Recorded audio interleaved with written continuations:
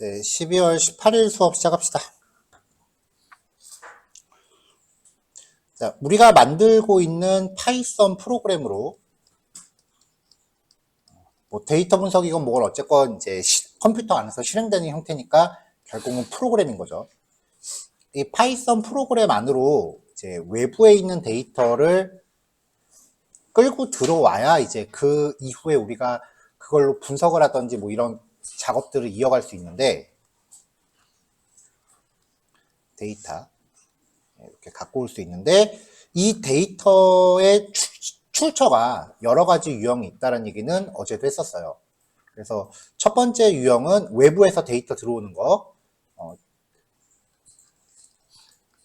일반 파일이었죠. 주로 이제 확장자를 CSV 포맷에다가 맞춰서 했었는데, 텍스트, 즉 메모장으로 내용을 확인할 수 있는 유형은 일단 다 가져올 수 있게 됐어요. 그 다음에 두 번째가 그 데이터베이스로부터 이제 어떤 내용을 우리가 SQL문을 활용해서 가져올 수 있게 됐죠. 근데 사실 이 데이터베이스를 통해서 직접 가져오는 게 보안적으로 봤을 때는 그렇게 바람직한 일은 아니다라고 이야기를 했었습니다. 외부에서 데이터베이스에 그 무분별하게 접근할 수 있다라는 거는 사실 거의 보안을 포기한 거예요. 같은 회사 안에서 내부망으로는 그렇게 허용해준다. 이것까지는 그래도 괜찮은데 회사 밖에서 이런 걸 처리할 수 있다? 정신머리 나간 거야, 그거 진짜. 그만큼 제정신이 아닌 거고 쉽게 접할 수 있는 환경이 아니에요. 어느 정도 규모가 있는 곳에서나 가능한 부분이에요. 근데 이 데이터베이스에 직접적으로 접근을 한다라고 하는 것도 그럼 모든 테이블에 대해서 셀렉트를 다 날릴 수 있는 거잖아요. 그러니까 데이터베이스에 직접 접근을 하기 이전에 좀 더 바람직한 처리는 데이터베이스가 있으면요. 우리가 만들 파이썬 프로그램이 있고요. 이 중간 단계에서 전달자 역할을 하는 별도의 프로그램을 하나 배치를 시켜요. 그래서 파이썬이 얘한테 어떤 데이터 주세요 라고 요청을 하면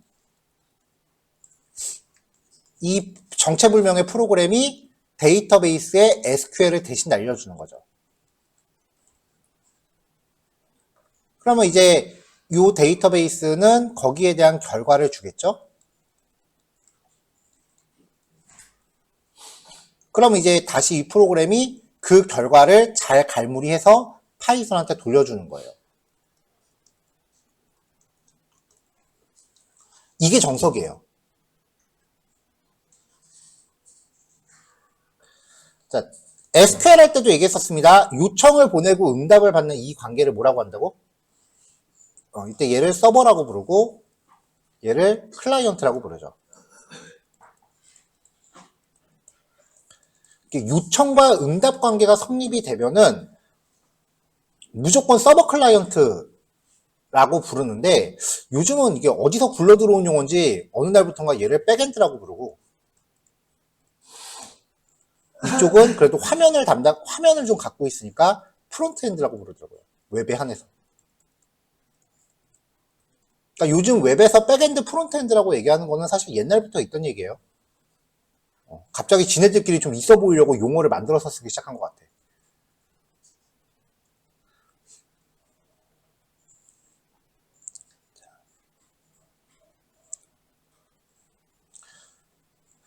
자, 이때 요청 형식은요. 이 과정에서 발생하는 게 이제 통신이에요. 통신의 정의는요. 이기종 간의 프로그램 간의 데이터 교환이에요. 서로 다른 프로그램 간의 데이터를 교환하는 걸 통신이라고 해요. 이 통신의 방식이 굉장히 다양하게 있어요. 뭐 TCP/IP부터 시작해서 등등등등 있는데 뭐 그 네트워크 개론까지 할 건 아니고 요즘은 이 통신 과정이 우리가 일반적으로 통신을 하는 가장 일반적인 환경은 웹이죠. 웹 환경이 가장 보편화가 됐고 구현이 쉬워요. 이 웹 환경에서 나 어떤 데이터 주세요라고 요청을 하는 그 체계가 우리가 흔히 인터넷 주소라고 부르는 값이에요. 웹사이트 주소. 주소를 URL이라고 하죠. URL이라는 용어 처음 들으셨으면 외우세요. URL은 웹페이지 주소예요.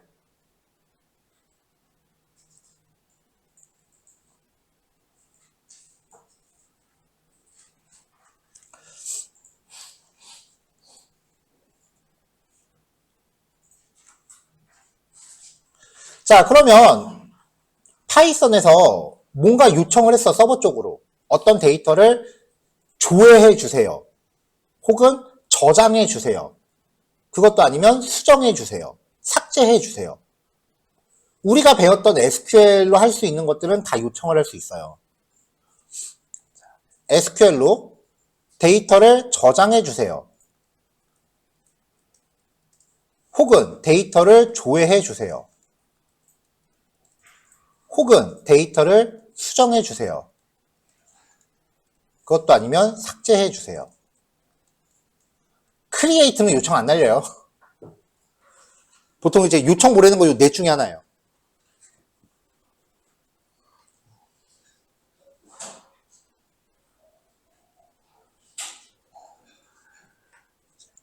자, 기능이 4가지면 요청을 보낼 때의 주소도 4개가 나오면 됩니다.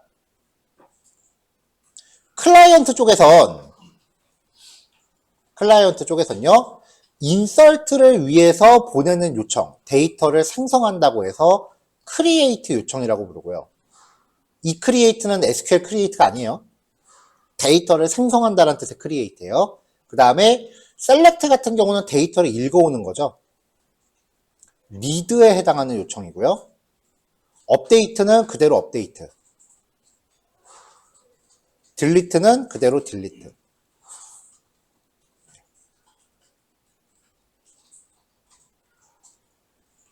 클라이언트 쪽에서 크리에이트, 리드, 업데이트라고 하는 거를 서버 쪽에서는 인설트, 셀렉트, 업데이트, 딜리트라고 하는 SQL문으로 환산해서 처리를 해줘요. 이때 이 앞 글자만 땁니다. 그래서 CRUD가 되죠. 소프트웨어 공학에서 말하는 소프트웨어 설계의 가장 중요한 지침이고요. 1998년인가 미국의 무슨 논문에서 처음 소개됐어요. 그래서 현재 모든 통신 시스템의 기반이 되고 있어요.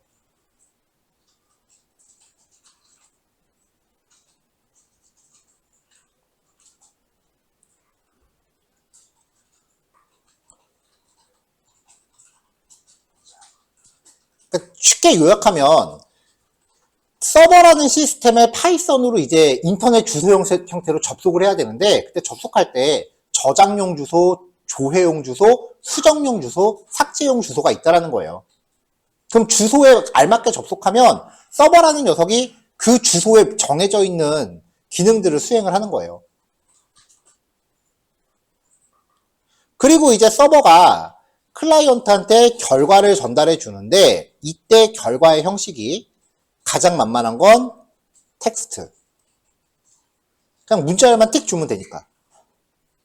근데 문자열로 데이터를 주게 되면 복합적인 자료 구조를 전달할 수는 없잖아요. 긴 문장을 주면 모를까. 그래서 전달하는 데이터에 뭔가 체계를 맞추기 시작을 했는데, 초창기 때는 XML이라고 하는 형태로 전달이 되다가 XML에서 나중에 JSON이라고 하는 형태로 세대 교체가 돼요. 요즘은 JSON이 대세고요. 처음 들어보는 거죠, JSON. 겁 안 먹으셔도 돼요. 딕셔너리랑 완벽하게 호환돼요. 똑같아요. 오히려 파이썬의 딕셔너리라는 용어에 적응하는데 전 더 힘들었어요. 왜냐면 파이썬을 제외한 모든 프로그래밍 언어는 JSON이라고 부르거든요.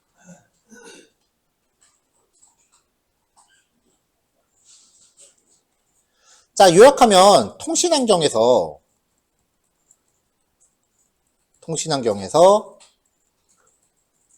URL 형식의 요청을 보내고요. 이 요청을 통해서 서버는 CRUD 중 하나를 수행합니다. URL에 맞게 수행을 하겠죠? 그리고 거기에 대한 결과를 JSON으로 돌려줘요. 이렇게 하면 궁극적으로는 지금 하고 싶은 건 파이썬 프로그램이 데이터베이스에 뭔가 액세스를 하고 싶은 건데 이걸 하기 위해서 이 서버라는 애를 거쳐간다는 거예요. 자, 우리가 프로그램적으로 뭔가 하고 싶을 때 그거를 이제 잘 다룰 수 있게 하는 매개체를 인터페이스라고 한다고 했었죠.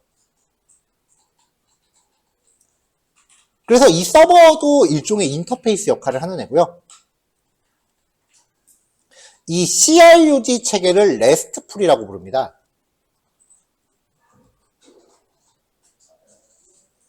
파이썬으로 프로그래밍을 할 때 거쳐가야 되는 인터페이스다라고 해서 API고요. 앞에 RESTful이 붙어요. 그래서 RESTful API라고 해요.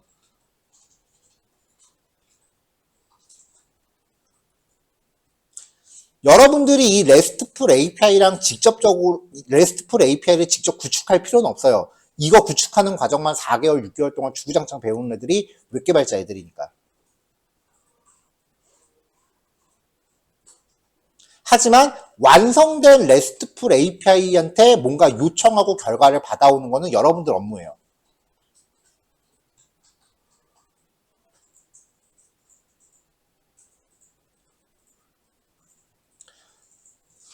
자, 마지막으로요. 대부분의 RESTful API는 회사 내부 데이터를 간접적으로 접근할 수 있게 해주는 거기 때문에 반드시 인증을 거치게끔 돼 있어요. 이 과정에서 아이디랑 비밀번호 같은 뭔가 인증에 필요한 절차를 뭔가 거쳐야지만 통신이 가능하게 만들어요. 아무나 접속해서 데이터 다 긁어가면 문제가 좀 될 거 아니에요. 근데 이 중에 데이터를 조회할 수 있는 부분만 인증을 비교적 간소하게 해서 원하는 사람은 누구든지 데이터 조회를 할 수 있도록 열어놓는 API들이 있어요. 얘네들의 특징은 데이터 조회만 가능해요. 수정, 삭제 이런 건 안 시키고요. 이렇게 읽기 기능만 열어놓은 거를 오픈 API라고 하고요. 모든 포털 사이트, 뭐 유튜브, 인스타그램, 페이스북, 각종 소셜 네트워크 서비스, 그리고 심지어 관공서들도 이 오픈 API를 운영하고 있습니다. 그래서 이 오픈 API를 통해서 원하는 데이터를 수집을 할 수 있는데 문제는 무한정 오픈해주는 게 아니라 하루에 연동할 수 있는 횟수가 제한이 있어요. 그래서 잠깐 그냥 연동 테스트를 하느라고 만들 때는 필요가 없는데 내가 이걸 진짜 분석 때문에 이 데이터를 써야 된다고 하면은 연동해서 데이터 끌고 온 다음에 CSV로 저장하건 DB에 넣건 해야 돼.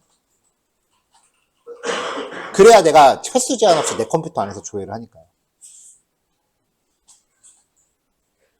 자, 이게 오늘 같이 살펴볼 내용의 전체 개요입니다.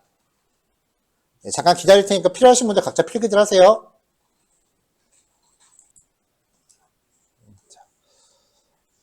자, API 연동 폴더 만들어서 시작할 거고 여기에서 진행할 게 리퀘스트라고 하는 모듈이다. 그리고 얘는 우리가 PIP로 설치를 해야 되는 패키지이고 파이썬에 없는 기능을 누군가 만들어서 준 거예요. 그래서 이 원작자 찾아가서 소스 좀 주세요라고 하지 않는 이상 원리를 나도 알 방법이 없다. 거기까지 얘기했어요.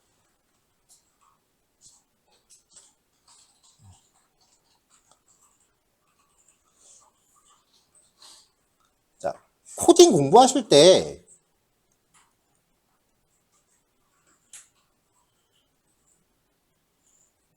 이거 생각하지 마세요.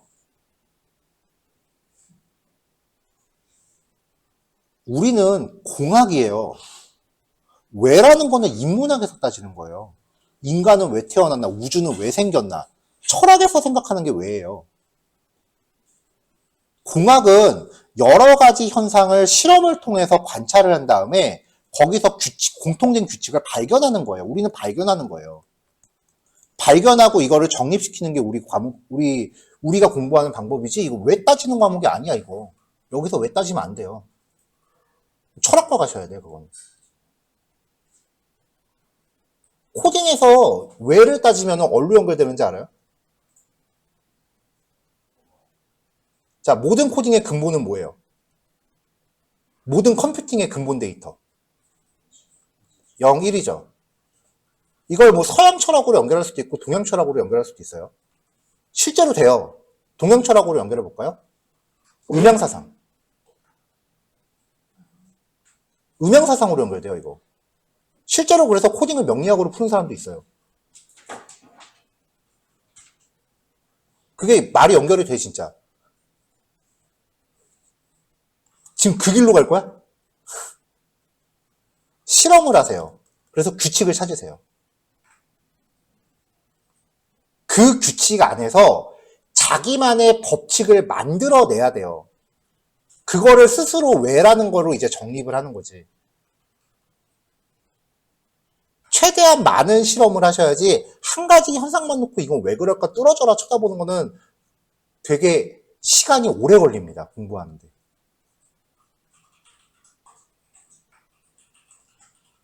그래서 되게 아이러니하게도 코딩 스킬 되게 빨리 느는 친구들이 평소에 생각이 별로 없어요. 결과 나오면 그런가 보다 하고 그냥 넘어가. 이거 왜 그럴까 안 쳐다봐. 그런 친구들이 진도가 되게 빨라요.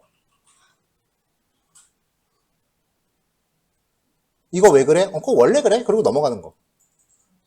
약간 그런 게 약간 지금은 그런 게 필요해요. 안 그러면 진도 속도 못 따라와요. 이제부터 진짜.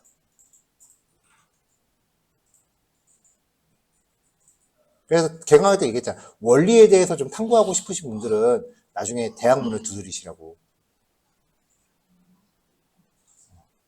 대학교가 3시간 공부하고 다음 내용 공부할 때까지 일주일의 텀이 있는 이유는 그 시간 동안 왜인지 충분히 혼자 사색하라고 있는 거예요. 우리는 3시간, 3시간, 2시간. 대학교 3주치를 하루에 하잖아. 왜인지 따질 시간이 없어요, 이제. 자.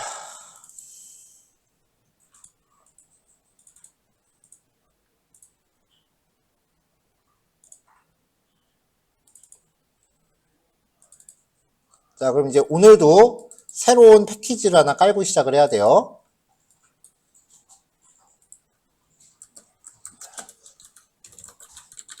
리퀘스트라고 하는 패키지가 필요해요. HTTP 요청을 처리하는 패키지예요. API 연동에 사용을 하죠. 그래서 이걸 쓰기 위해서 또 우리는 pip install request라고 해서 깔고 시작해야 됩니다.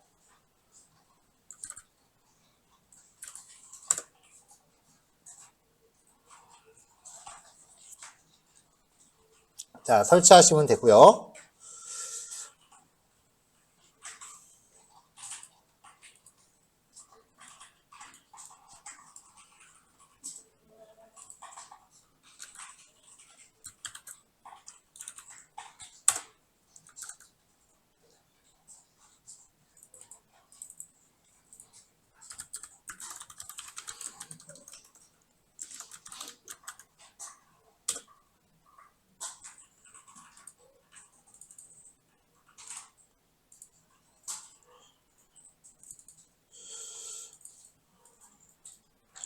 자, 첫 번째 파일로요.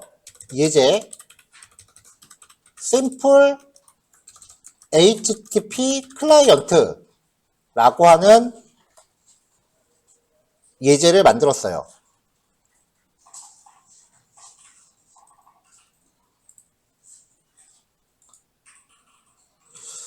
자, 조금 전에도 이야기했었지만 이걸 처리하기 위해서는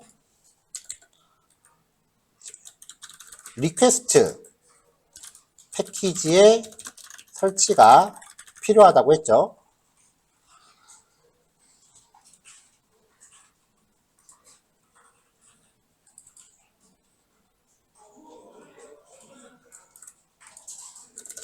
자, 먼저 필요한 준비 과정부터요. 첫 번째가 이제 패키지를 참조해야 되고요.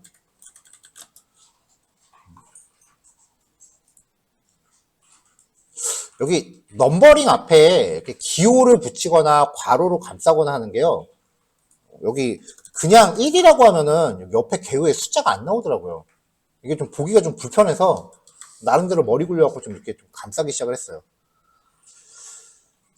자, 일단은 가장 간단한 샘플을 만들 거니까 import request.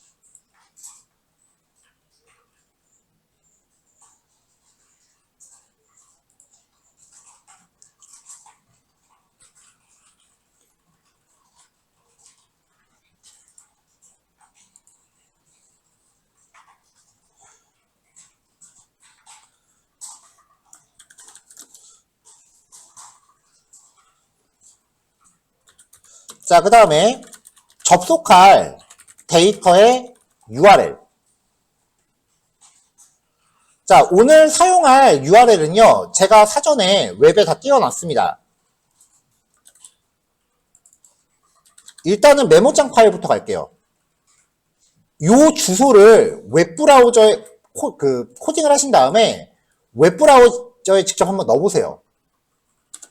나오는지 안 나오는지.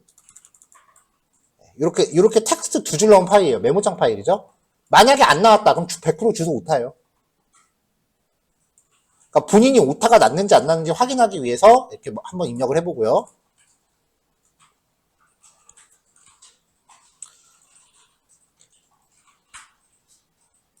자, 다음 단계.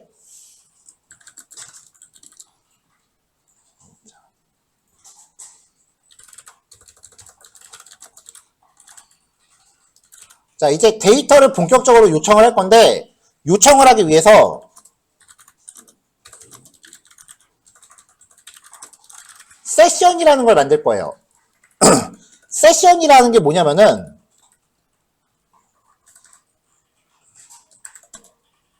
세션은 통신에서 말하는 하나의 접속 단위예요. 혹은 접속을 수행하는 객체를 뜻해요.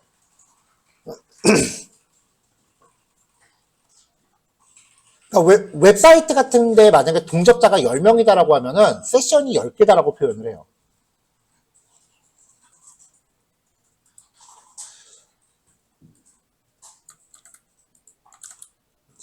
request.session이라는 함수를 호출하면 객체가 이제 생성이 되고요.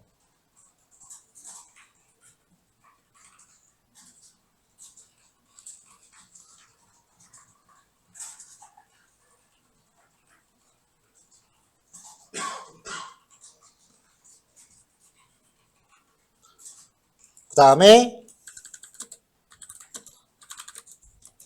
세션에 클라이언트 정보 주입을 합니다.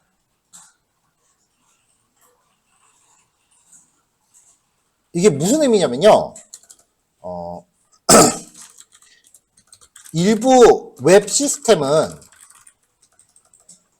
정상적인 웹브라우저의 접속이 아닌 경우 응답을 거부하도록 구현되어 있어요.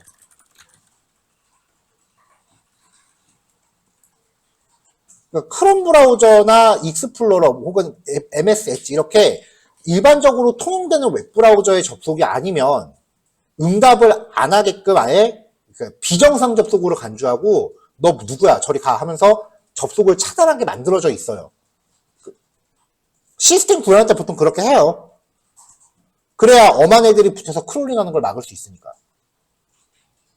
지금 우리가 만든 거 이거는 이 세상에 없는 듣보잡 프로그램이죠. 그렇잖아요. 아직 실행도 안 했어. 얘 아직 세상에 태어나지도 않았어. 그러니까 얘가 접속하는 대상 시스템은 물론 오늘 제시해드리는 요 주소는 안 그러지만 일부 사이트들은 얘가 듣보잡이라고 판단해서 결과를 안 줄 거라고요.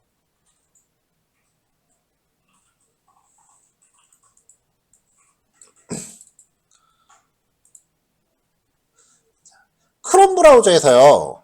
F12키를 누르면은 이렇게 개발자 도구라고 하는 게 떠요.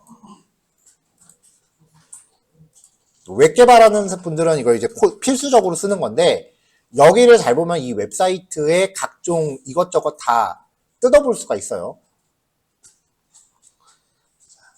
자, 지금 거는 파이썬하고 상관없어요. 일반 웹 개발 상식이에요.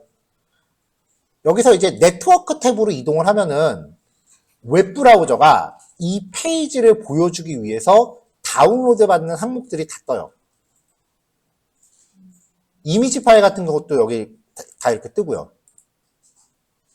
여기 뜨는 거는 마우스 우클릭해서 다른 이름으로 저장할 수 있어요. 세상에서 제일 미련한 짓이 마우스 우클릭 막는 짓이야. 여기 열면 다 있거든. 웹은 원리만 알면은 다 퍼갈 수 있습니다. 심지어 남의 사이트에서 영상 같은 거 퍼오는 것도 가능해요. 어저께 저 집에서 2개 했거든.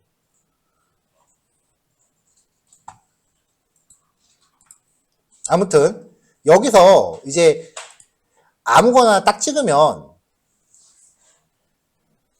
오른쪽에 헤더라고 하는 부분이 나오는데요. 헤더가 뭐냐면 웹사이트하고 웹페이지 간의 이 웹 브라우저하고 웹사이트 간에 주고받는 정보는 공식적으로는 주소, 그리고 응답은 화면 결과. 이 헤더라고 하는 거는 우리 모르게 얘네가 뒷단으로 주고받는 정보예요. 웹사이트와 웹브라우저가 사용자 모르게 뒤로 주고받는 정보예요. 뭐 크게 그렇게 대단한 정보가 있지는 않아요. 서로 간에 버전 정보 같은 게 좀 있어요.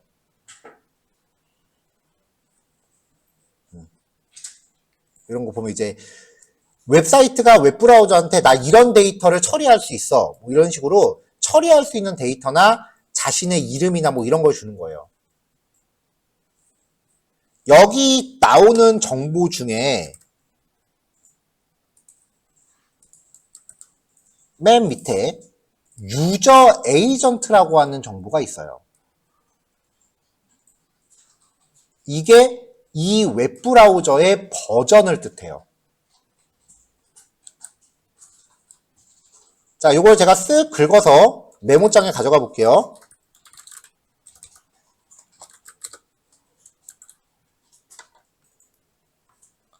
자, 그러면 지금 제 컴퓨터는요, 윈도우즈 NT 10.0. 저번에 얘기했죠? 윈도우 98 미 다음에 98 계열은 이제 없어지고 NT 계열이 계속 발전한 거라고. 지금 쓰는 게 NT 10.0. 그 다음에 애플 웹킷 기반의 크롬 브라우저다.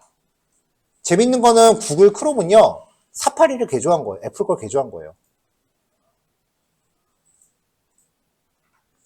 애플에서 웹킷이라고 하는 브라우저 엔진을 개발을 해요. 그거를 구글에서 갖다가 크로미움이라고 하는 걸로 업그레이드를 한번 시키고요. 그 크로미움을 요즘 너나 할 것 없이 다 쓰고 있어요. 크롬이 쓰는 건 당연하고, 그 다음에 마이크로소프트 엣지도 지금 크로미움 기반이고, 심지어는 마이크로소프트 엣지뿐만 아니라 네이버 웨일도 크로미움이고요. 사실상 웹브라우저 시장은 구글이 평정했다고 봐야겠는데, 왜 그런 거 있잖아. 애플이 아이폰을 팔수록 삼성이 뒤에서 좋아한다고. 사람들이 구글 크롬을 더 많이 쓸수록 애플이 뒤에서 더 많이 좋아하는 거죠. 근데 왜 이거는 독점 어쩌고저쩌고 안 하는지 모르겠어. 옛날엔 그렇게 심하게 하더니만. 어쨌건 요 문자열이 지금 제가 사용하고 있는 운영체제의 이름과 그 다음에 쓰고 있는 브라우저의 버전을 의미하는 거죠. 실제로 웹사이트들이 이 문자열을 가지고 나한테 접속한 브라우저의 종류를 판단을 해요.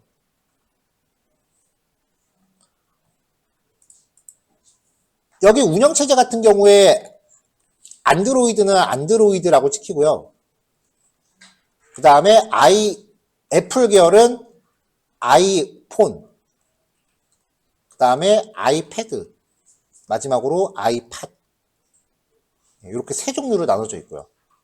그러니까 모바일인지 PC인지도 알 수 있고, 맥 같은 경우는 여기 뭐라고 나오더라? 값이 기억이 안 나네요. 근데 우리가 만든 파이썬 그 리퀘스트 객체는 이런 게 없다고요. 그러니까 웹사이트 입장에서는 웬 듣보잡이어서 자기한테 데이터 달라고 깔짝깔짝거리는 게 되는 거지.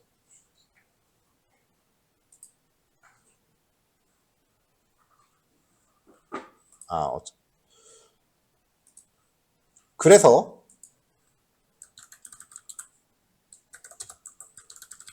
세션. 아까 이 정보들을 헤더라 그랬죠? 헤더를 수정합니다.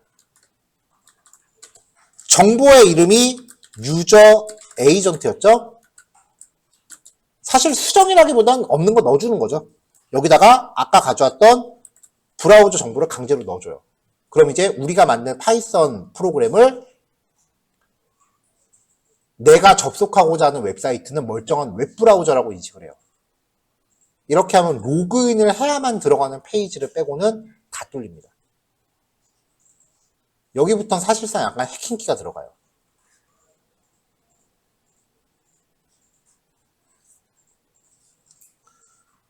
그 다음에 또 하나.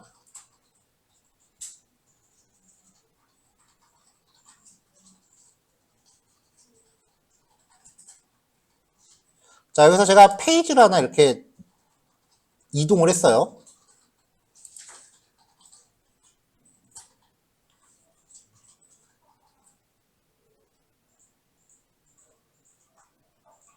자, 이렇게 이동을 하면은 리퍼러라고 하는 값이 생겨요.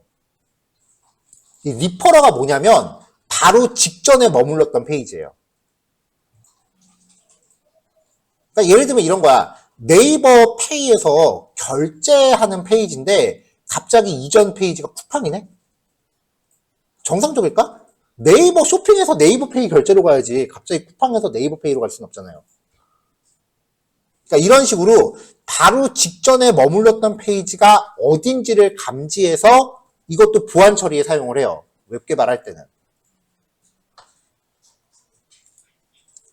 자, 그럼 우리가 수집하고자 하는 대상 데이터 중에는 웹페이지에 있는 텍스트가 가장 많겠지만 이미지 파일 같은 경우도 대상 데이터에 속해 있죠. 그럼 웹브라우저는 일단 이 웹페이지에 접속을 한 다음에 이 웹페이지에 삽입되어 있는 이미지에 또 접속을 하는 거예요.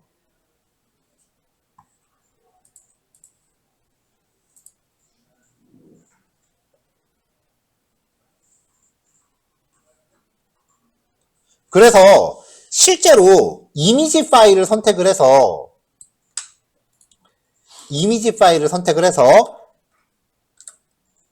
이 뭐야 왜 가운데로만 가? 이 이미지 파일의 리퍼러 값을 확인해 보면은 실제 브라우저에 나오는 이 주소가 떠요. 그러니까 이미지 입장에서는 이 페이지 자체가 직전 페이지라고요. 다시 이미지 입장에서는 자기가 삽입되어 있는 웹페이지가 리퍼러라고요.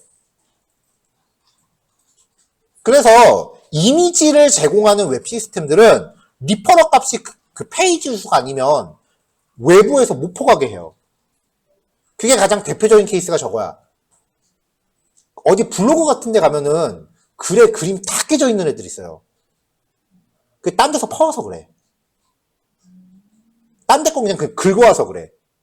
네이버 블로그에서 긁어오면 그게 제일 심해요. 네이버 블로그가 이미지 리퍼러를 일일이 검사를 다 해요, 진짜.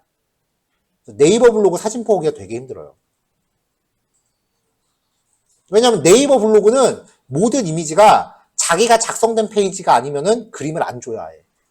그래서 네이버 거 긁어가면 다 이미지를 불러올 수 없습니다. 그런 이상한 네모 박스 같은 거 뜨는 거지. 근데 이 리퍼러 값이 아예 없으면은 비정상 접속이라고 간주하면 되고, 리퍼러 값이 엉뚱한 거면은 그건 진짜 잘못된 거고요. 근데 심증원 갔는데 물증이 없어서 그냥 놔둬야 되는 경우가 있어요.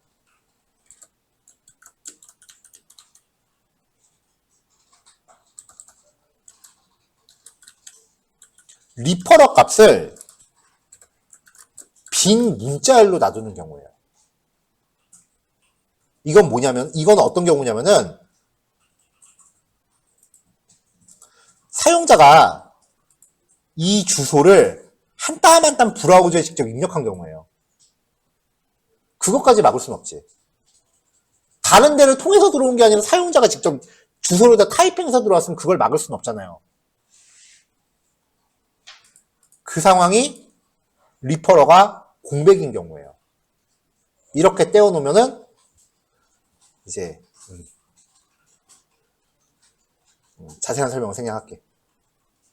그래서 오픈 API 연동이나 웹사이트 크롤링하고 해킹은 사실상 종이 한 장 차이예요.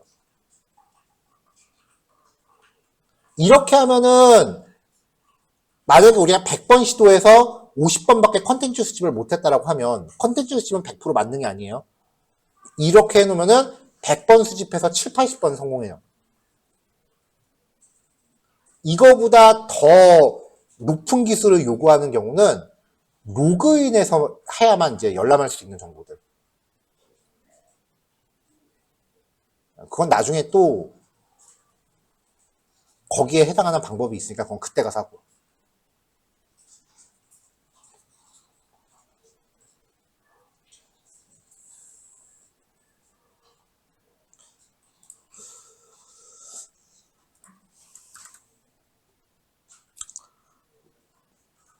자, 일단 여기까지 얘기하고요.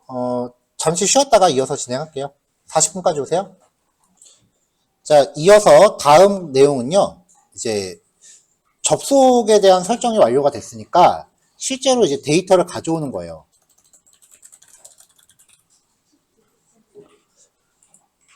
데이터의 주소는 아까 위에 URL이라고 정해놨죠. 그리고 접속을 위한 세션 객체 만들었죠. 그러면 이걸 통해서 결과값 R은 세션으로 가져오세요. 그 URL을. 사실 여기서 말하는 get이 가져오다의 get은 아니에요. 웹에서 말하는 get, post, put, delete라는 게 있는데 그때 get인데 지금 그냥 우리는 가져온다라고 이해하시는 게 빨라요. 자, 이렇게 해서 이 R을 출력을 해보면 리스폰스 200이라고 뜨죠. 자, 근데 제가 주소를 엄한 주소를 한번 넣어볼게요. 존재하지 않는 주소예요. 예를 들어서 이렇게 집어넣으면 주소를 아예 잘못 줘버리면 브라우저에 넣었을 때는 이렇게 나오겠죠.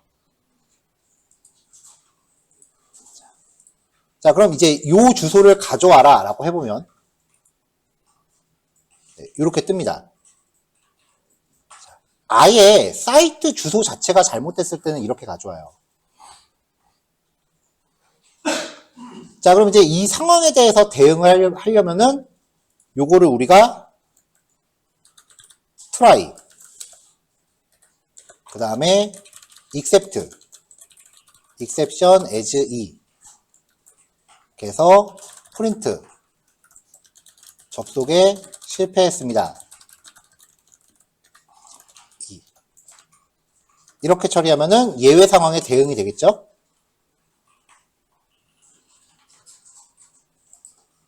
역슬래시 n 하나 주고 이렇게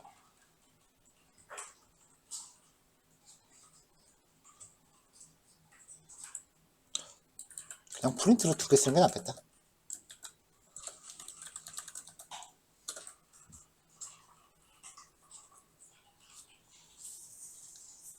자, 근데 이런 케이스도 하나 있는데 이번에는 주소는 정상인데 여기까지는 정상인데 뒤에 이상한 경로를 준 경우.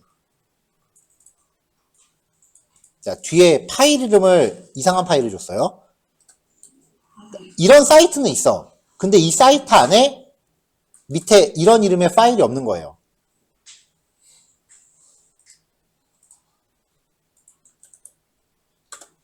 그러면 이렇게 404라고 하면서 이제 에러가 또 나죠.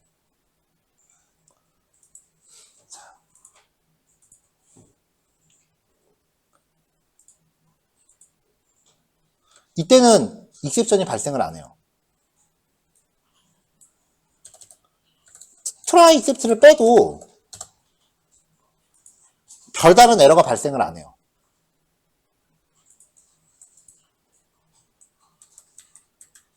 그러니까 주소가 제대로 됐는지 사이트 주소 자체가 잘못된 경우는 파이썬 에러가 나니까 이거는 우리가 트라이 익셉트로 대응을 할 수 있는데, 사이트 주소 이후에 있는 게 잘못된 경우는 파이썬이 감지를 못해요.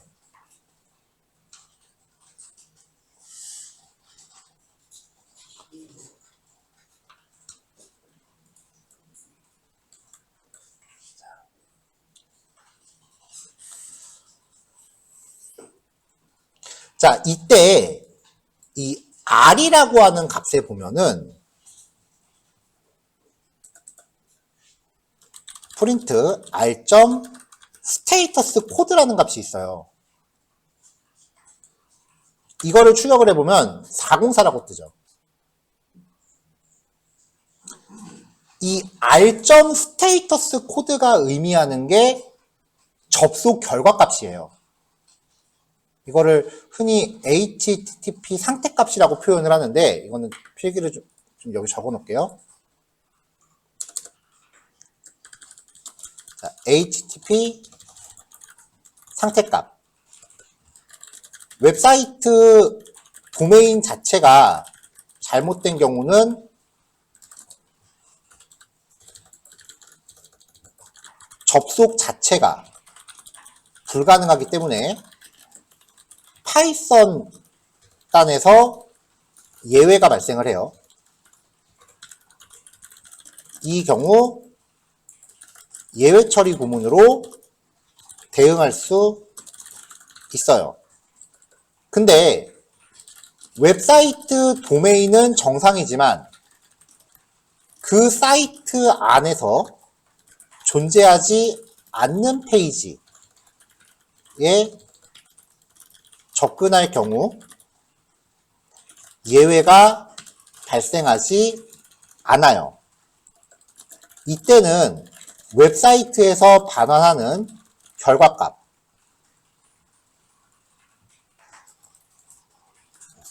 r. 스테이터스 코드로 접속의 성공, 실패 여부를 판별해야 하는데, 이를 HTTP 상태값이라고 해요.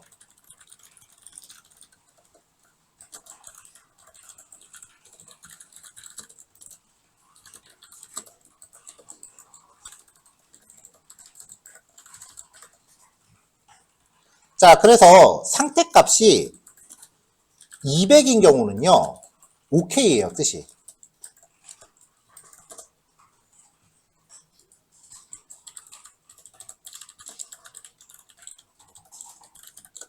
뭐 상태값 내지는 상태 코드 뭐 그렇게 얘기를 해요.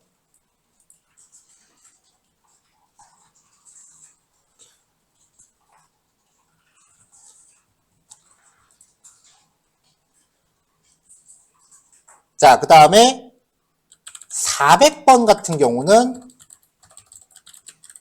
잘못된 요청이에요. 그러니까 URL 형식 에러예요. 그 다음에 401 같은 경우는 권한 없음이에요. 이거는 인증이 필요한 페이지고요. 403 같은 경우는 서버가 요청 거부예요. 404는요, 페이지를 찾을 수 없음이에요. 아까 제가 주소를 임의로 막 바꿨을 때 404라고 떴죠.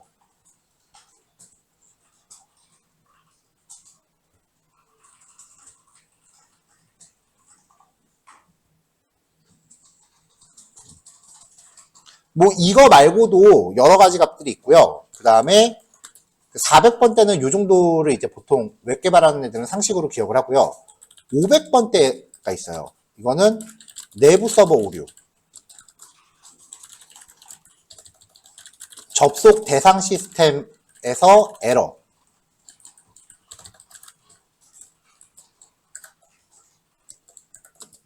501은 구현되지 않음 등등등이에요. 그래서 500번 때가 나면 우리가 할 수 있는 게 아무것도 없어요. 그쪽이 고쳐줘야 돼. 400번 때 같은 경우는 대체로 우리가 주소를 잘못 입력하거나 로그인이 필요한 페이지에 로그인을 안 하고 들어갔거나 그런 경우라서 400번 때가 뜨는 경우는 원인이 우리한테 있는 건데, 500번대가 뜨면은 원인이 상대방 쪽에 있는 거기 때문에 할 수 있는 게 아무것도 없어요. 왜냐면 우리는 애당초 사전에 연동하자고 협의를 한 상태에서 접속할 게 아니라 그냥 허가 안 된 거 그냥 무단으로 퍼올 거기 때문에 그래요. 말이 데이터 연동이지 사실상 데이터 훔쳐오는 거지 뭐. 이거 끝나고 나면 웹사이트 크롤링도 할 건데요. 여러분 명백히 얘기했는데 웹사이트 크롤링은 불법입니다. 현행법상 저작권법 위반입니다. 저작권법은 민사가 아니고 형사입니다. 합의 여부에 상관없이 무조건 빨간 줄 갑니다. 크롤링 함부로 하시는 거 아니에요. 그나마 공부 차원에서 한다라고 하면은 그냥 눈 감아 주는 편이지, 업무에 활용한다라고 하면은 실제로 재판 판례가 되게 여럿이 나 있어요.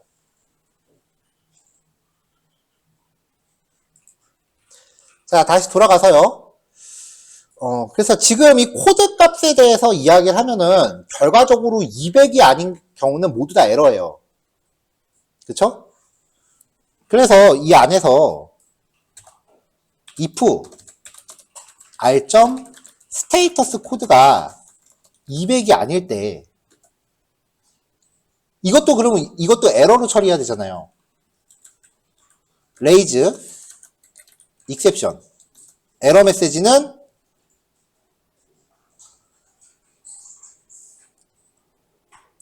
어떤 에러가 발생함이라고 변수를 하나 만들어주고, 이 r.reason이라고 하는 거는 요 상황에 대한 메시지예요. 근데 영어로 되게 단답형으로 뜨기 때문에 별 도움은 안 돼요. 자, 이렇게 처리해놓고 다시 실행을 하면은, 네, 이렇게 에러 났을, 404가 떴을 때, 레이즈를 시키니까, 레이즈는 그 자체가 에러 상황으로 인지한다 그랬죠. 그러니까, 트라이 안에서 에러 났네 해서 accept를 끼는 거예요.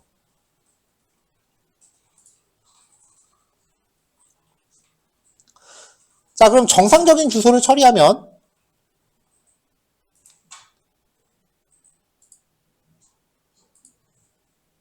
자, 재가동 한번 했어요. 자, 재가동하고 전체 실행을 합니다. 여기 전체 실행 버튼 있어요, 상단에. 요거. 자, 이렇게 전체 실행을 하면은 이제 에러가 안 났으니까 아무것도 안 뜨지. 그쵸? 자, 그럼 이제 여기서 다시요. 자, 여기서 이제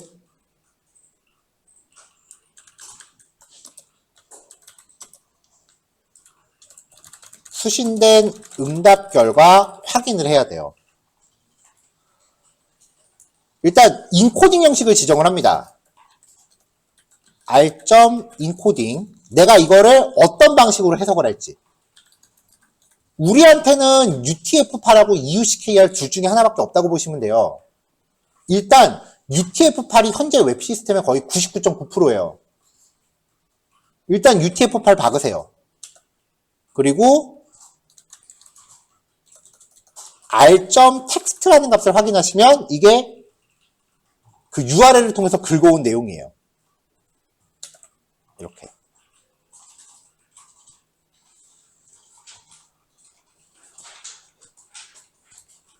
인코딩을 잘못 주면, 자, 제가 지금 EUCKR로 줘볼게요.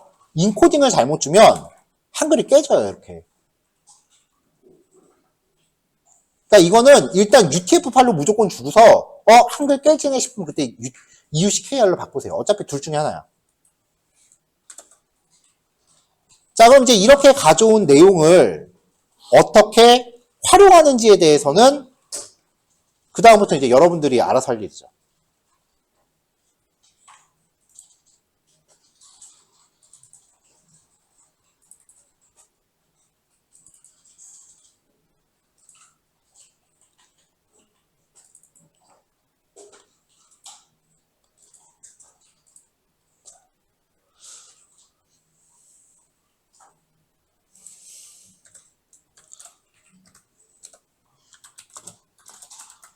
자, 어저께 제가 여러분들 연습 문제로 제시했었던 그 교통사고 데이터 있죠?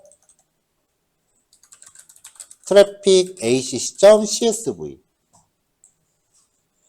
CSV 메모장으로 열 수 있죠. 메모장으로 열었을 때 내용을 알아볼 수 있는 애들은 전부 다 텍스트예요. 그리고 텍스트 형식은 지금 확장자가 모공간에 지금 우리가 한 코드 다 적용 가능해요. CSV 열면 이렇게 나오는 거예요. 그럼 이 다음부터 뭘 할지는 이제 여러분들도 잘 알죠.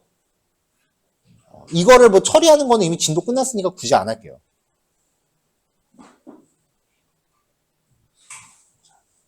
CSV를 가져오면 이래요.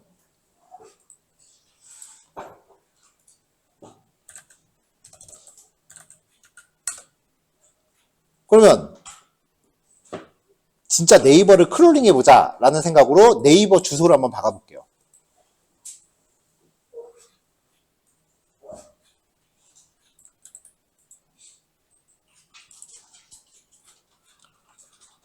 여러분들이 생각했던 거랑 좀 많이 다를 거예요. 네이버를 가져왔습니다.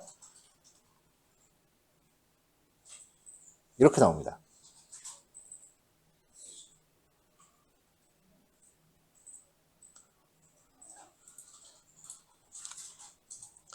웹페이지는요, 화면 빈 곳에서 마우스 우클릭을 하면은 페이지 소스북이라는 기능이 있어요. 웹페이지를 작성한 데 사용한 원 소스가 나와요.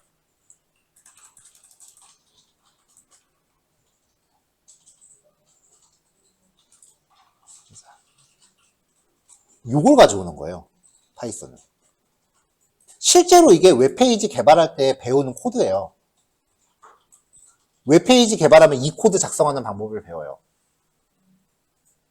그래서 웹 개발하는 애들이 이 코드를 짜면은 웹브라우저가 이 코드를 통신으로 받아와서 그래픽으로 변환해서 보여주는 거예요. 리퀘스트는 원본 소스를 가져옵니다. 그러니까 웹사이트 크롤링이라고 하는 거는 웹사이트 원본 소스를 가져와서 여기서 내가 원하는 텍스트를 추출하는 과정이에요. 그래서 이거 추출을 잘 하려면 이 웹페이지 코드 형식을 알아야 돼, 사실은.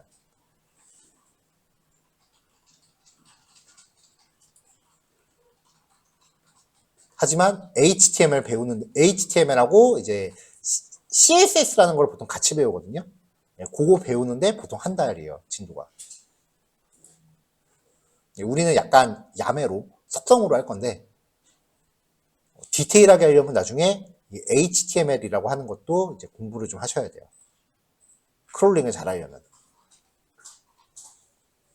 HTML하고 자바스크립트를 모르는 상태에서 막 인스타랑 페이스북 같은 거 크롤링 하는, 시도하는 경우를 되게 많이 보는데, 그 웹 개발하는 사람 입장에서 보면은 삽질 되게 많이 하고 있어요, 진짜.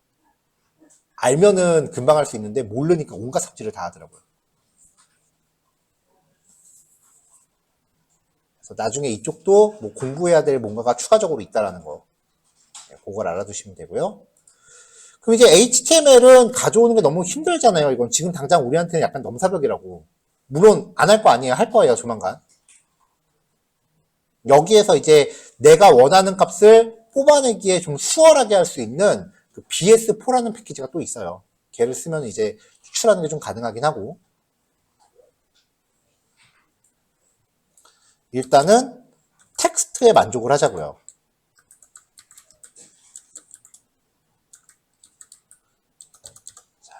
자, 근데 메모장 컨텐츠는 좀 너무했고, CSV를 쓸 거면은 굳이 통신으로 안 해도 될 것 같고,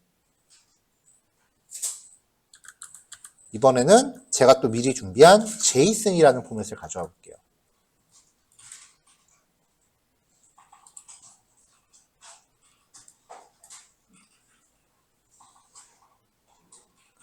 자, 이렇게 나왔어요. 프린트문으로 출력을 해볼까요? 지금 잘 안 보이는데. 뭐 같아요?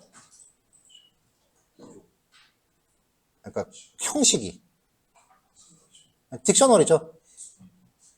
파이썬만 이렇게 생겨먹은 걸 딕셔너리라고 불러요. 다른 프로그래밍어는 죄다 제이슨이라고 불러요. 사실상 현재 산업표준 형식이에요. 거의 산업표준이라고 해도 될 만큼 거의 모든 애들이 통신 데이터 형식으로 이걸 쓰고 있어요.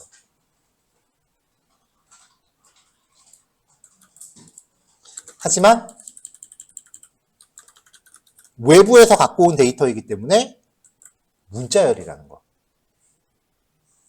그러니까 이거를 딕셔너리로, 실제 딕셔너리로 바꾸는 작업이 또 필요하다는 거죠.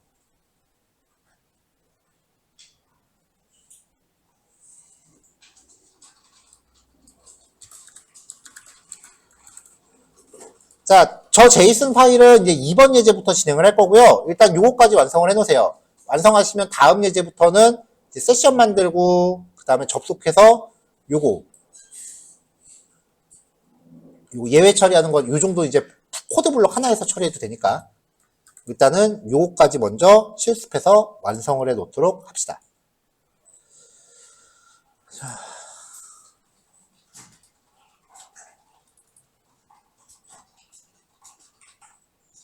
자, 코드 깃허브에다 올라갔으니까 요거 실습하시면 됩니다. 1교시, 첫 번째 예제 여기까지예요. 자, 두 번째 내용 시작할게요. 자, 주피터 파일을 생성을 하고, 공이.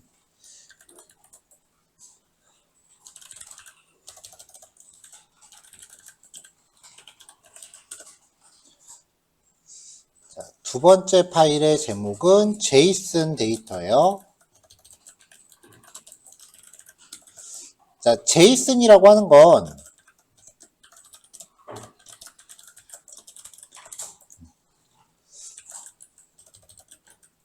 자바스크립트 오브젝트 노테이션의 약자예요. 그래서 JSON은 그 자바스크립트에서 사용하는 객체 표현 방법이에요. 여기서 우리가 객체라는 거를 하나의 변수 안에 하위 데이터가 포함되어 있는 형태로 처음에 이렇게 정의했었죠. 이걸 놓고 보면은 복합적인 계층 구조를 갖는 데이터를 표현할 수 있는 표기법이에요. 근데 원래는 자바스크립트라는 프로그래밍 언어에서 시작을 한 건데 프로그래밍 언어에 종속되지 않는 특성이 있기 때문에 현재는 모든 프로그래밍 언어가 JSON을 데이터 교환 형식으로 활용하고 있어요. 파이썬에서는 딕셔너리랑 호환이 됩니다.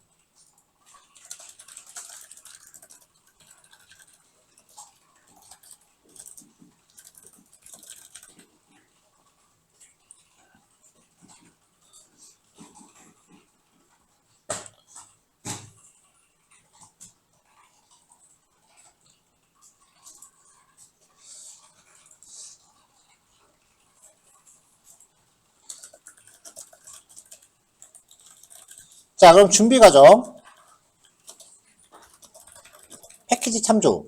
일단은 리퀘스트 패키지 필요하고요. 그 다음에 추가적으로 JSON이라는 패키지가 필요한데 이 패키지는 파이썬 안에 내장되어 있기 때문에 딱히 설치할 필요는 없어요. JSON. 소문자구나. JSON. 자, 그 다음에 이제 접속할 데이터의 주소도 가져와야 되죠?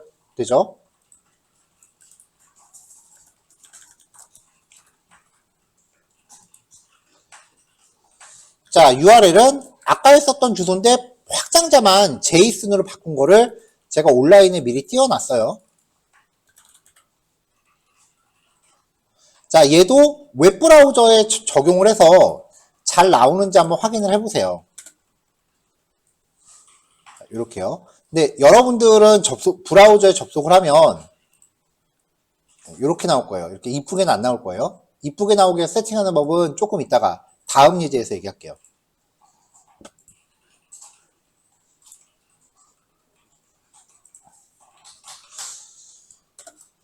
자, 그럼 이제 데이터를 요청해야죠.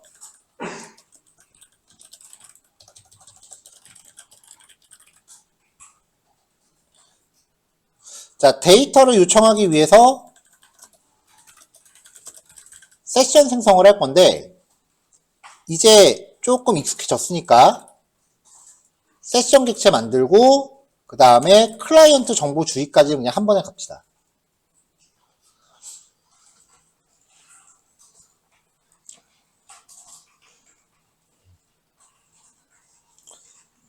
자, 이렇게 해서 이제 실행을 하고요. 이제 데이터를 가져와야겠죠?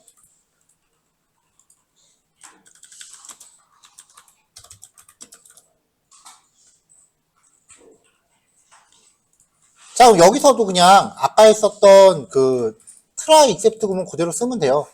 변수 다 똑같이 맞춰놨잖아요. 그럼 데이터를 가져오겠죠? 그럼 이제 응답 결과를 확인해야 되죠.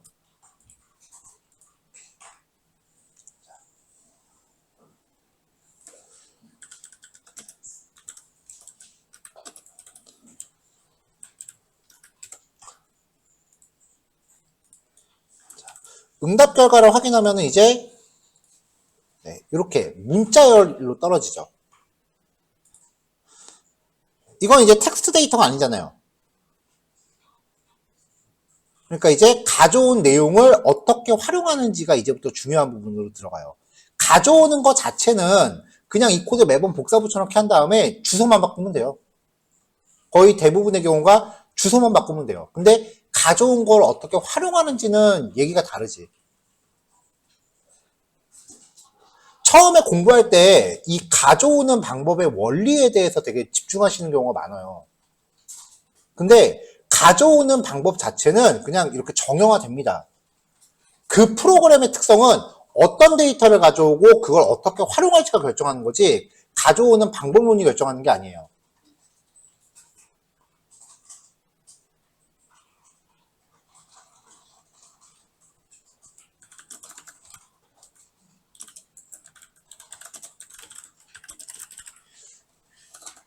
자, 제이슨 데이터를 활용하기 위해서 우선 그 제이슨 형식의 문자열을 딕셔너리로 변환을 합니다.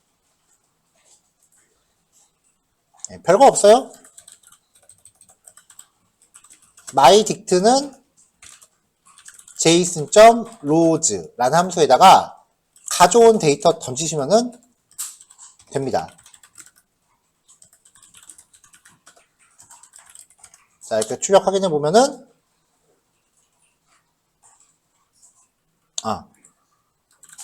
타입 함수를 써야지. 자, 그러면은 딕셔너리로 바뀌어 있죠.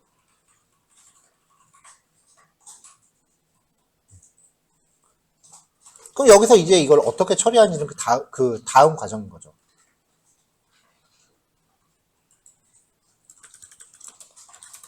자, 값을 추출하여 출력. 이 부분은 그 데이터 연동 목적에 따라 각자 다르게 구현해야 합니다. 나중에 데이터 분석이 목적이라고 하면 이제 이 이후에 분석 코드가 들어가야겠죠. 그래서 여기서는 그냥 프린트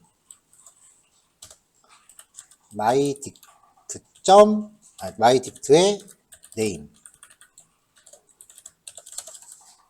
그냥 값 출력만 할게요. 타입 img 그러면 값이 추출이 되죠.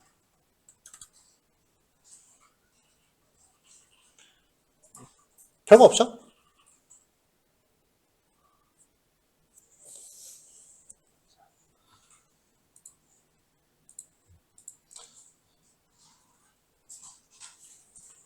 자, 이후에 여러분들이 조금 더 복잡한 제이슨을 처리해야 될 수도 있어요. 우리가 딕셔너리에서 봤었던 모든 형식들 있죠. 그 딕셔너리 원소에 리스트가 들어가 있는 경우, 혹은 딕셔너리 안에 딕셔너리가 또 들어가 있는 경우, 딕셔너리 안에 리스트가 들어가 있는데 각각의 리스트 원소가 또 딕셔너리인 경우 다 가능해요.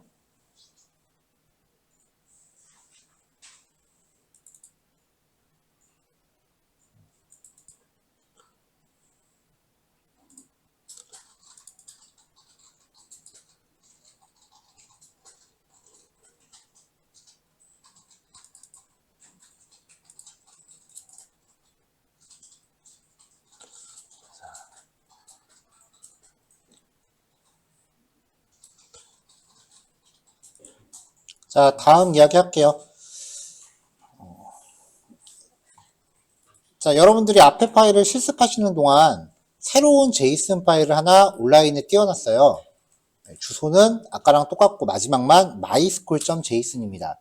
반가울 거예요.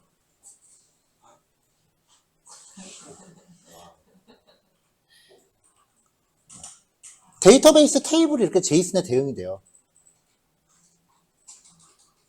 아까 얘기했잖아요. 그 백엔드 시스템이라고 하는 게 데이터베이스에서 조회 같은 걸 대행해 주는 거라고.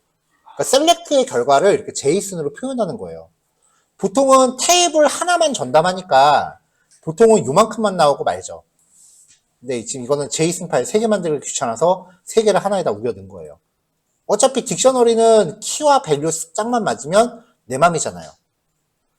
근데 이제 이거를 여러분들이 웹브라우저에 붙여보면 이렇게 나올 거예요. 이거는 그나마 제가 줄바꿈이나 들여쓰기 같은 걸 해놔서 그렇지, 나중에 여러분들이 실제로 만나게 되는 데이터들은 줄바꿈 따위 1도 안 해줄 거예요. 띄어쓰기도 안 해줄 거예요. 어디 볼 테면 봐봐 라는 식으로 나올 거예요. 개발자들이 크롬 브라우저를 좋아하는 이유가요, 크롬 브라우저는요 비주얼 스튜디오 코드처럼 확장팩을 깔 수가 있어요. 그래서 크롬 실행하시고요, 크롬 웹스토어라고 검색을 하시면 크롬 웹스토어라고 나옵니다.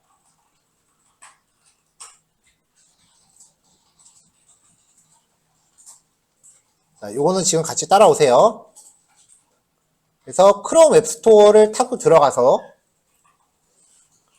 확장 프로그램에서 제이슨 뷰라고 검색을 하세요. 제이슨 뷰라고 검색을 하세요. 그럼 몇 가지가 나와요. 저는 지금 이미 여기 설치돼 있다고 뜨잖아요. 그러니까 저는 지금 설치가 돼 있으니까 페이지에 입장하면 여러분들하고 좀 모양이 다를 텐데, 저는 여기 크롬에서 삭제라고 버튼이 나와 있는데 여러분들은 이 자리에 설치 버튼이 나올 거예요. 이거 눌러서 지그시 까시면 돼요. 크롬에 추가. 자, 제이슨 뷰라는 애를 클릭하고 들어가서 여기에 저는 삭제 버튼이지만 여러분들은 크롬에 추가라는 버튼이 있을 거예요. 그거 선택해서 까시면 되고요.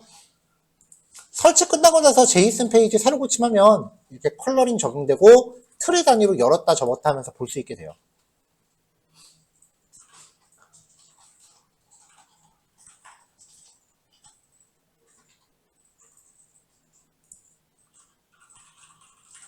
자, 됐죠?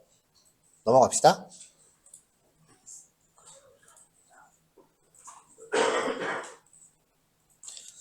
자, 새로운 예제예요. 제이슨 복합 구조라고 하나 만들었고요. 이걸로 패키지 참조하고 일단 주소는 바꿔야죠. 자, 주소 바꾼 이후에 제이슨 데이터 가져올 때까지 뭐 코드도 손댈 게 있을까요? 그쵸? 이게 학교 수업이 아니고 학원 수업이다 보니까 일단 포커스가 학생한테 이 내용을 이해시킨다기보다는 이 사람이 지금 당장 모 회사 사무실에 갔을 때 당장 자리에 앉아서 뭔가 아웃풋을 만들어낼 수 있는가에 포커스가 맞춰져요. 그러다 보니까 그 소개해드리는 예제들은 절대 어디서 가져오는 게 아니라 제가 손수 한 땀 한 땀 다 만드는 거예요. 그래서 예제를 만들 때 포커스가 예제 자체를 하나의 템플릿화예요. 그러니까 잘 정리되어 있는 파일들을 갖고 있다가 내가 원하는 처리가 그거 예전에 C-3번 파일이었어 라고 들어가서 거기서 몇 군데만 수정하면 그냥 거의 돌려도 무난하게끔. 그러니까 예제 자체가 하나의 그냥 큰 절차를 계속 정해놓고 따라가게끔 해요. 그래서 제 수업이 다른 책들하고 진행 방식 자체가 달라요. 원리 설명보다는 그냥 이해 못해도 이대로만 따라오면 뭐라도 나와가 기본 포커스라서 그래요. 그래서 보시다 보면은 예제가 한 2-3개 따라오면 그 다음부터는 계속 똑같은 짓만 하고 있을 거예요. 뭔가 약간 좀 짜증이 날랑말랑하면서 뭔가 좀 익숙해지기 시작하는 거예요. 근데 그게 제가 원하는 거예요. 적응을 했다는 얘기거든. 이거 타이핑하기 귀찮아 한다는 건 이미 적응을 했다는 얘기거든요. 그렇지 않아요? 그게 제가 원하는 거예요. 그래서 여기 세션 생성했고요. 그래서 그 다음부터는 저도 복사 붙여 넣기 해요. 자, 그 다음에 데이터 가져옵시다. 수신된 응답 결과 확인해야죠? 그럼 이제 응답 결과 출력되는 게 다를 거 아니에요. 컨텐츠가 바뀌었으니까. 이렇게 나오겠죠. 그럼 이제 이거를 어떻게 활용할지는 이제 저마다 달라지는 거죠. 자, 수신된 응답 결과를 확인했으니까 이제 이 데이터를 활용해 보자고요.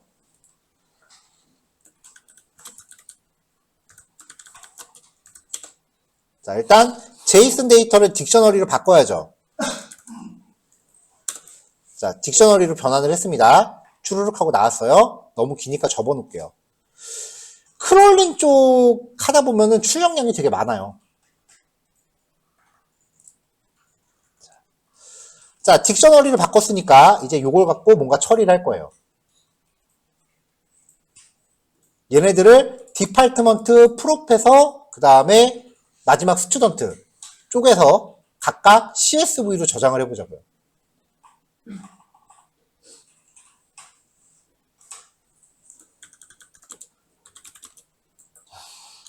수집된 데이터를 분류하여 각각 저장을 할게요. 그러면 myDict에서 디파트먼트라고 하면은 요거만 나오고 요것도 반복 돌면서 에이 코딩 배웠잖아. x는 mydict.key 얘를 리스트로 바꿉시다. 그러면 원뎁스의 이름만 뽑아지죠? 이걸로 반복 돌릴게요. for k in myKey 그러면은 myDict의 K번째를 출력해라 라고 하면은 각각 제이슨 분리해서 뽑아낼 수 있는 거죠.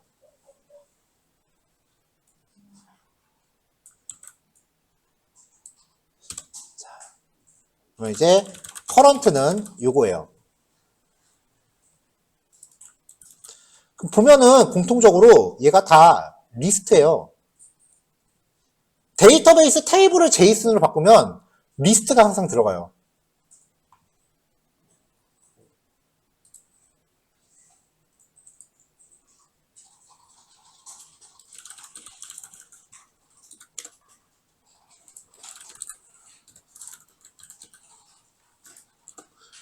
무슨 말이냐면 요 디파트먼트 하나만 놓고 보세요. 리스트죠. 그래서 데이터베이스의 레코드 하나하나를 제이슨으로 표현을 한 거잖아요. 그러면 여기까지 자체는 리스트니까 이걸 가지고 반복 돌면은 하나, 둘, 셋, 넷 뽑아낼 수 있는 거죠. 그러니까 이 커런트 자체가 지금 리스트라는 거예요. 그러면은 리스트잖아요. 그럼 이제 여기서 반복을 또 돌려야죠. for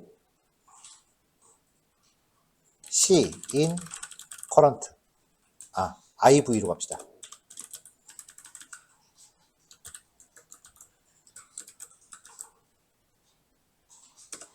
프린트 v.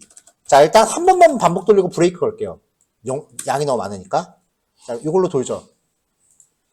어제 코드 들어가요. if i가 0이면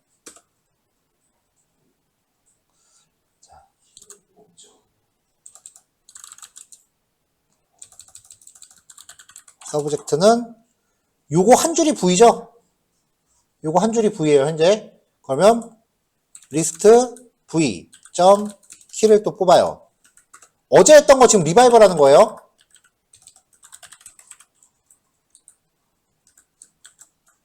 그러면 키만 뽑히잖아요. 자, 그러면은 서브젝트 라인은 행이니까 로우라고. 로우는 쉼표 점 조인 서브젝트에 넣어줘요.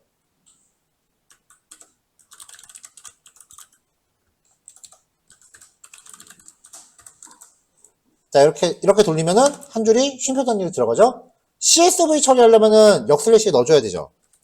그러니까 %s 뒤에 역슬래시 하나 붙여주고 여기다가 이거 갖다 붙여라. 어제 했던 코드 완벽히 똑같아요, 지금. 자, 그럼 여기 줄바꿈 문자 하나까지 지금 들어가 있는 상태예요.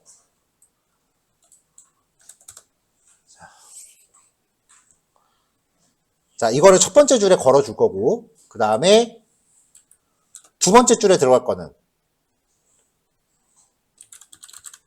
컨텐트는 리스트 v.values를 뽑아요. 이렇게 뽑히죠? 이것도 똑같이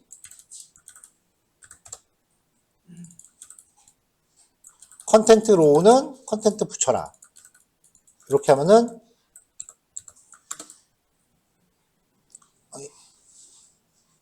어디야? 센테스.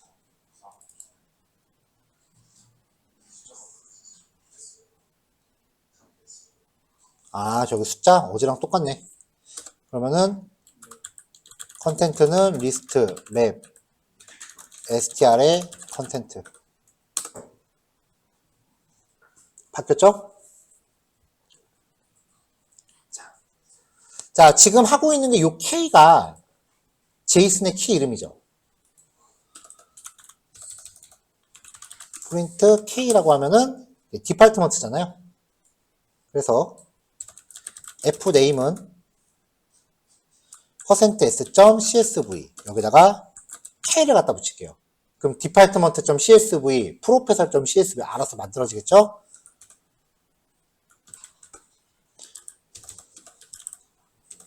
with open fname 쓰기 모드 인코딩은 utf8 as f 안에서 요걸 수행. 그러면 제목을 f.write subject row 여기도 프린트가 아니고 내용을 f.write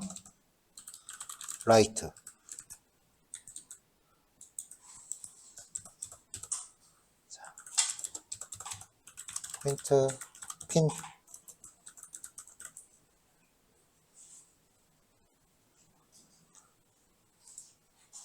끝. 그러면 파일 3개 떴고요. 제이슨 짝짝 나왔죠. 어느 세월에 이거 다 주장해. 한번 돌리고 말지.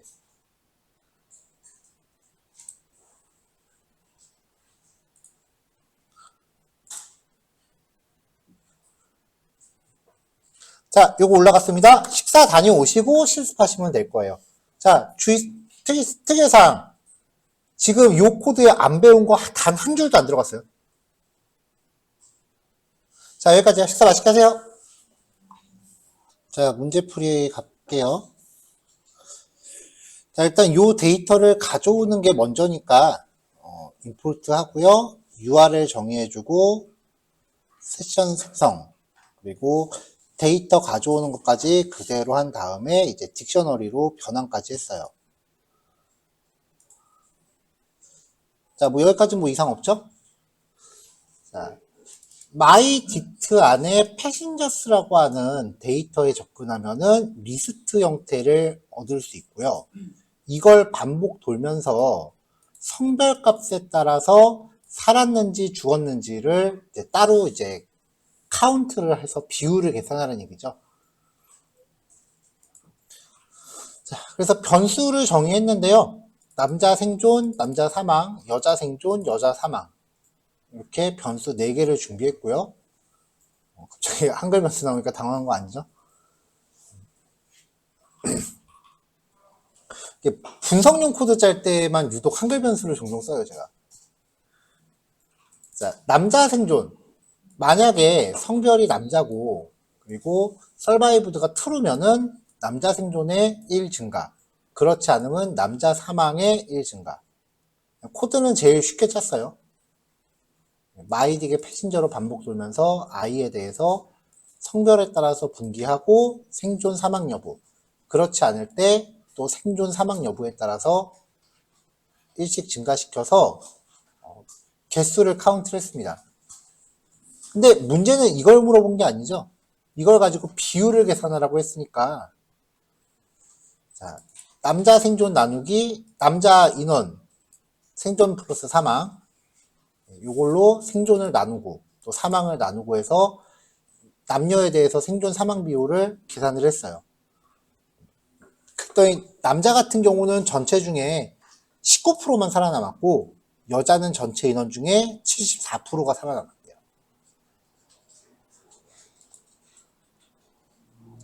자, 여기까지가 문제입니다.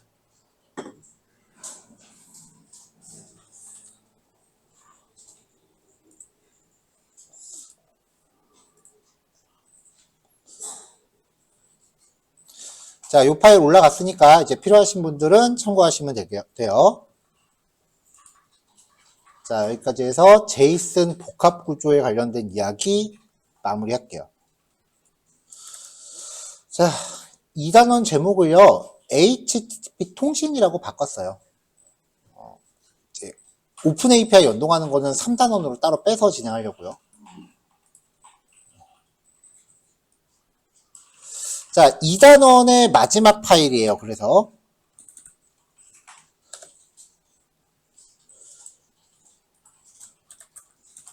자, 지금까지 예제들은 우리가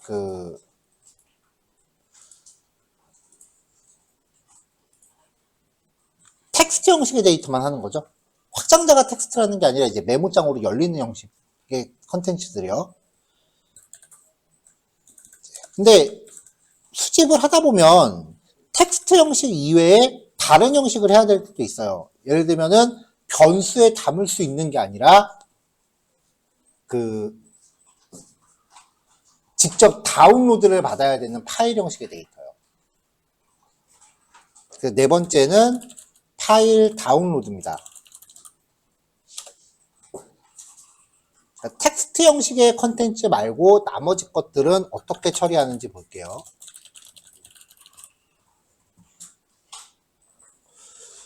전체적인 과정은요, 앞에서 우리가 봤었던 거랑 동일하고요.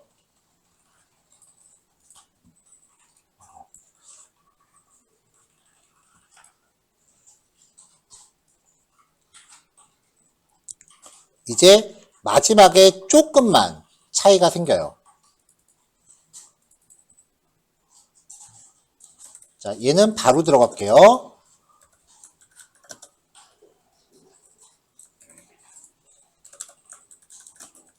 자, 일단 필요한 패키지를 참조해야 되는데 이번엔 제이슨 처리할 게 아니니까 제이슨은 빠져도 되겠죠? 자, 대신에 추가적으로 패키지가 필요한데요. ipython.display라고 하는 패키지고요. 얘는 주피터에서만 쓸 수 있는 모듈이에요. 이미지를 출력할 때 쓰는 애예요. 그리고 접속할 데이터의 주소 준비하고요.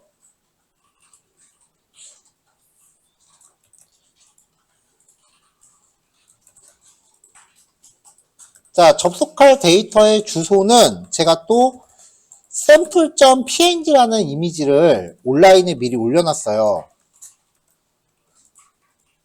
주소를 브라우저에 입력해 보면은 이렇게 생긴 이미지예요.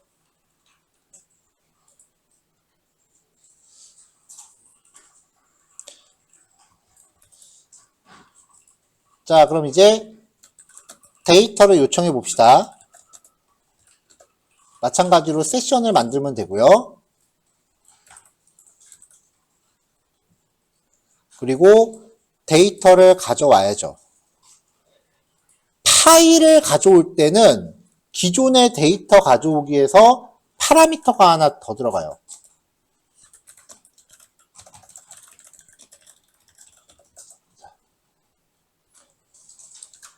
텍스트 형식 이외의 경우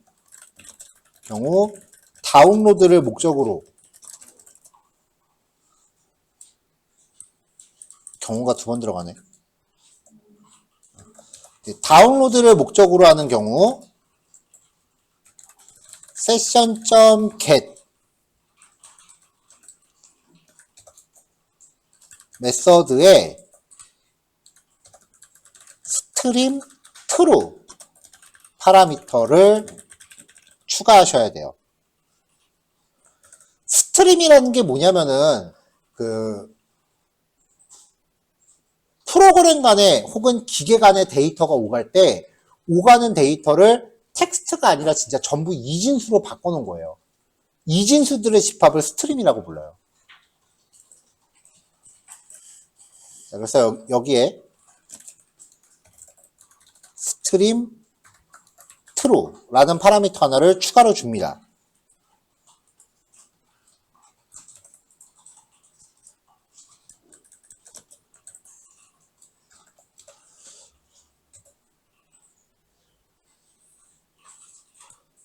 자, 그럼 이제 응답 결과를 확인할 건데요.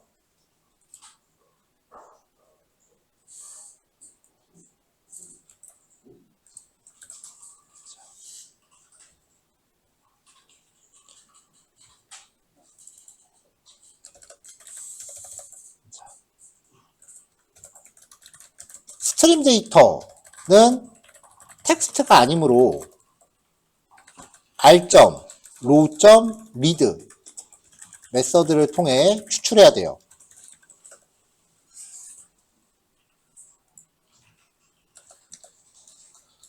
그때 row.read라고 하면은 엄한 게 나와요. 이렇게 처리할 수가 없겠죠. 얘를 이게 되려나? 이미지. 이건 안 나오네. 자, 이렇게 하면은 알아볼 수가 없죠. 그래서 얘를 수신 결과를 파일로 직접 저장합니다. with open sample.png인데요. 자, 쓰기 모드인데 텍스트가 아니고 아까 이진 집합이라고 그랬죠. 이진 집합을 스트림이라고 표현했는데 그거 말고 우리가 전에 바이너리라는 표현도 배웠었죠. 읽기 쓰기 수정 읽기 쓰기 이어쓰기 모드 할 때 텍스트가 아니라 바이너리인 경우 뒤에 b를 하나 더 붙여야 된다고 그랬었어요. 이거는 이진 값이라서 인코딩은 따로 필요 없고요. f.write로 이 로우 데이터를 저장을 합니다.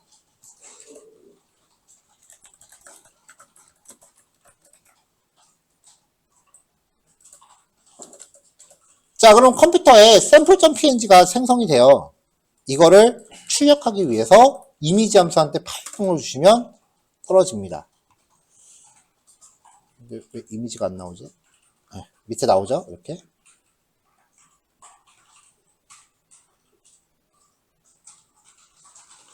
실제로 이제 이 폴더 안에 이미지 파일 이렇게 저장된 거 확인할 수 있어요.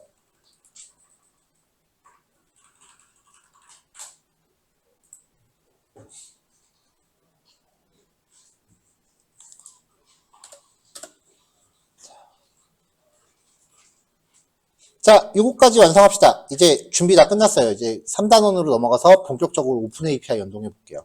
요거까지 완성하시고 3시에 만납시다.